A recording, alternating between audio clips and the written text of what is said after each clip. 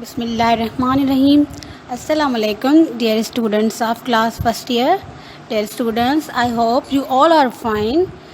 Dear students, kindly send us our homework on our WhatsApp number. And today we are going to start our lecture number 4. So students, in your first lecture you have learned about the introduction of biology. In your second lecture you have learned about the branches of biology, and in lecture number 3 you have learned about the levels of biological organization, and in fourth lecture you will learn about the biological method. So what is biological method? What is this method consist of? What are the steps of biological method? Okay, now I will explain this topic, biological method. So now we are going to start this topic. So dear students, as the biological method is that method in which we solve a problem related with our life. Okay, biological method एक ऐसा method है जो scientist ने बनाया है, ठीक है, लेकिन ये एक ऐसा मेथड है जो हम यूज़ करते हैं किसके लिए? इसमें कोई भी हम प्रॉब्लम सॉल्व करते हैं जो कि रिलेटेड होता है किसके साथ? हमारी लाइफ के साथ, ठीक है. So what is biological method? Biological method is that type of method in which we solve the biological problem. So simply solve problem related with life is called biological method, and this method was used by scientists. Okay, so now the steps of the biological method. Basically this method is used by the scientists and it is consist of the following जो है steps. Number 1 is observation. Okay, and an observation data will be collected. It means collection of the data or the data collection. Number 2, hypothesis, and it is also consist of the reasoning. Reasoning itself consists of the inductive reasoning and deductive reasoning. Then the experiment, conclusion, theory and law. Okay, so this is the biological method. So now you will learn what is the biological method, how this method will be solved, how the problem will be solved. So number 1 step of the biological method is observation. So the biological problem, any biological problem will be solved with the help of observation. सबसे पहले आप क्या करेंगे? किसी भी biological method में किसी भी प्रॉब्लम को सॉल्व करने के लिए आप उसके बारे में कोई भी ऑब्जर्वेशन देंगे, ठीक है. So what is observation? In observation data will be collected. It means the collection of data will be take place. So simply in this identification of the biological problem, how you will identify a problem? You will collect a data, then you will identify the problem. Okay, if you take the example of malaria. Okay, malaria was the serious killer disease among the centuries. So malaria was the greatest killer disease. What are the data collection? In the patient's blood plasmodium were present, and it was solved by the scientist, French biologist called the physician known as the Leverian. Okay, so the observation is consist of the data collection. It means the data collection will take place. Okay, सबसे पहले जो हमारा first step है observation, इसमें क्या होता है? इस फर्स्ट स्टेप में, ठीक है, जो ऑब्जर्वेशन है इसमें कलेक्ट किए जाते हैं फैक्ट्स. सिंपली कलेक्ट किए जाते हैं क्या? फैक्ट्स, ठीक है. किसी भी प्रॉब्लम के बारे में फैक्ट जो है वो क्या किए जाते हैं? कलेक्ट किए जाते हैं, ठीक है. और जो है उसके बाद ये जो मतलब कोई भी ऑब्जर्वेशन है, ठीक है, आपने किसी भी चीज़ के बारे में ऑब्जर्वेशन करके, ठीक है, फिर आप जो है वो डिफरेंट साइंटिस्ट उसके बारे में क्या देंगे? हाइपोथेसिस देंगे, ठीक है. So what is hypothesis? Hypothesis simply it is a guess, ठीक है. ये क्या है? हाइपोथेसिस गैस है, एक आइडिया है, ठीक है, यूँ समझे, एक तुक्का लगाते हैं। तो hypothesis is a tentative statement, ठीक है। सिंपली ये हाइपोथेसिस क्या होती है? एक टेंटेटिव स्टेटमेंट होती है, ठीक है। अब ये फर्दर जो ऑब्जर्वेशन की बुनियाद पे क्या की जाती है? हाइपोथेसिस दी जाती है, ठीक है। तो ये हाइपोथेसिस है क्या? It is a tentative statement. Okay, what is hypothesis?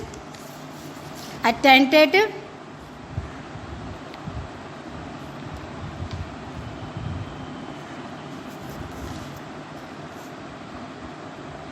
statement which may be right or wrong. Okay, आप यूँ समझ ले कि ये गैस है, ठीक है। ये क्या है? ये एक गैस है। किसी भी बायोलॉजिकल प्रॉब्लम के लिए ये एक गैस होता है, ठीक है, तुक्का लगाना होता है। अब ये गैस जो है ये डिपेंड करता है, मतलब किसको फॉलो करता है? ऑब्जर्वेशन को, ठीक है। ऑब्जर्वेशन की बुनियाद पे ये गैस जो है वो दिया जाता है, ठीक है। अब ये जो ऑब्जर्वेशन है, हाइपोथेसिस है, ये डिपेंड करता है किस पे? ये डिपेंड करता है ऑब्जर्वेशन हाइपोथेसिस रीजनिंग पे, ठीक है। यानी कि इसमें दो किस्म की रीजनिंग होती है, एक होती है इंडक्टिव रीजनिंग और दूसरी होती है डिडक्टिव। इंडक्टिव रीजनिंग और डिडक्टिव रीजनिंग में ये होता है कि एक होती है जनरल टू स्पेसिफिक, दूसरी होती है specific to general. Okay, general to specific और स्पेसिफिक टू जनरल का मतलब क्या होता है कि यानी कि कोई भी प्रॉब्लम है तो उसके बारे में जो हम इंफॉर्मेशन कलेक्ट कर रहे हैं तो वो क्या होगी? एक जनरल टू स्पेसिफिक का मतलब ये है कि हम पहले देखेंगे कि फॉर एग्जांपल रॉबर्ट हुक ने क्या किया था? सबसे पहले जो है वो सेल को डिस्कवर किया था, ठीक है। तो रॉबर्ट हुक ने क्या किया था? एक थिन स्लाइस ली थी कॉर्क की, ठीक है। कॉर्क क्या होता है? किसी भी जो है वो ट्री का जो चैम्बर होता है, ठीक है। फिर जो उसने कहा कि ये बना हुआ है सेल का, फिर उसने क्या की? उसके बारे में फर्दर ऑब्जर्वेशन की और देन एक्सपेरिमेंट किए, किस पे? प्लांट्स पे किए और एनिमल मटेरियल पे किए, ठीक है। देन एक साइंटिस्ट आया, शेल्डन एंड और शुआन आए, ठीक है। उन्होंने क्या की? एक सेल थ्योरी दी, ठीक है। और उन्होंने क्या कहा था कि ये जो है सेल ये बना हुआ है किसका? जो है वो हमारी जो लाइफ है, ये लाइफ किसकी वजह से होती है? सेल की वजह से होती है, ठीक है। यानी कि शेल्डन शुआन ने कहा कि cell is the basic unit of life. तो this reasoning was inductive reasoning in which we go from specific to general, ठीक है, from specific to general. And the other hypothesis is deductive start to play its role is often involves in if and then. Okay, deductive reasoning में हमारे पास आता है if and then. It means if this is a bird then it should have feathers. If this is a bird then it should have feathers. And if this is an insect then it should have wings. तो ये क्या था? हमारा if and then पे था, ठीक है। एक हाइपोथेसिस किसको फॉलो करता है? रीजनिंग को, ठीक है। यानी कि इसमें हाइपोथेसिस को हम चेक करते हैं किसमें? रीजनिंग में, ठीक है। हाइपोथेसिस किस में चेक किया जाता है? रीजनिंग में चेक किया जाता है, ठीक है। और ये रीजनिंग टू टाइप्स की थी, एक थी इंडक्टिव और दूसरी थी डिडक्टिव। इंडक्टिव में हम पूरी चीज़ को देखते हैं। फॉर एग्जांपल वो जो हमने एग्जांपल लिया था कि पहले रॉबर्ट हुक ने सेल को डिस्कवर किया, फिर यानी कि पूरी इंफॉर्मेशन ली जाती है, ठीक है। अगर हम डिडक्टिव की बात करेंगे तो डिडक्टिव में आता है हमारे पास if and then. It means from general to specific, general to specific. Okay, हमने क्या एग्जांपल लिया? If this is a bird then it should have feathers. Okay, तो ये क्या है हमारे पास? जनरल टू स्पेसिफिक है, यानी कि हम इसमें टू द पॉइंट देखते हैं, ठीक है। अब ये जो है वो फिर उसके बाद जो है यानी कि इनको हम चेक करते हैं किसमें? एक्सपेरिमेंट्स पे एक्सपेरिमेंट किए जाते हैं डिफरेंट, ठीक है। दे निकलता है हमारा कंक्लूजन, ठीक है। आखिर में हमारा कंक्लूजन जो निकलता है, ठीक है, वो बेस्ड होता है किस पे? हमारी जो है वो हाइपोथेसिस पे। If the hypothesis is correct, ठीक है, देन द कंक्लूजन, यानी कि जो हमारा कंक्लूजन निकलेगा उसमें हम ये देखेंगे कि वेदर जो हमारा हाइपोथेसिस है वो सही है या फिर गलत है, ठीक है। तो कंक्लूजन्स ट्रू भी हो सकते हैं हमारे पास और जो है वो नहीं भी हो सकते हैं, ठीक है। If the conclusion comes true the hypothesis is taken as correct, ठीक है। इफ द कंक्लूजन ठीक है, if the conclusion come true, okay, if the conclusion come true the hypothesis will be true, ठीक है। अगर कंक्लूजन हमारा सही निकला, ठीक है, तो hypothesis is taken true, hypothesis हमारा क्या हो जाएगा, टेकन ट्रू, ओके। सो हाइपोथेसिस भी हमारा क्या हो जाएगा, ट्रू हो जाएगा। Otherwise it will not be accepted. अगर हमारा हाइपोथेसिस गलत गया तो कंक्लूजन भी हमारा गलत जाएगा, तो ये पूरा जो बायोलॉजिकल प्रॉब्लम है वो क्या होगा, एक्सेप्टेड नहीं होगा, ठीक है।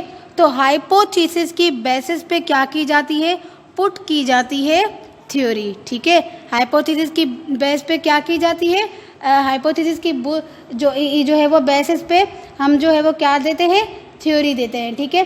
तो इसकी बेसिस पे ही जो है वो पुट फॉरवर्ड होती है क्या, थ्योरी, ठीक है। पुट फॉरवर्ड क्या हो गई,